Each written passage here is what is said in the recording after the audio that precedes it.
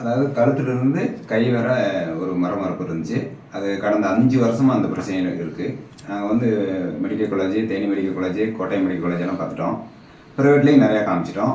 ஒரு 5 வருஷமாக அந்த ட்ரீட்மெண்ட் வந்து நரம்பு வந்து எலும்பில் உரசிட்டு இருக்கனால தான் இந்த வலி வருதுன்னு சொல்லி இந்த 5 வருஷமாகவே ட்ரீட்மெண்ட் பண்ணியிருக்கோம்.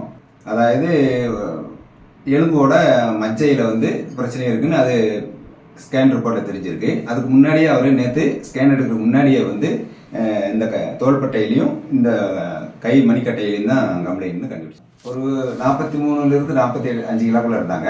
அது 63 கிலோ வரை அவங்க வெயிட் இதாகிடுச்சு, இன்க்ரீஸ் ஆகிடுச்சு.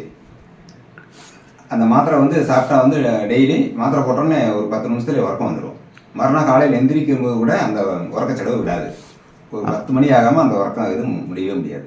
ஆனால் இப்போ இந்த மதுரை ஆஸ்தியோபதி ஆஸ்பத்திரிக்கு வந்து ஒரே நாளில் டாக்டர் கரெக்டாக அந்த பிரச்சனை என்னென்னு கண்டுபிடிச்சி சரி பண்ணிட்டார்.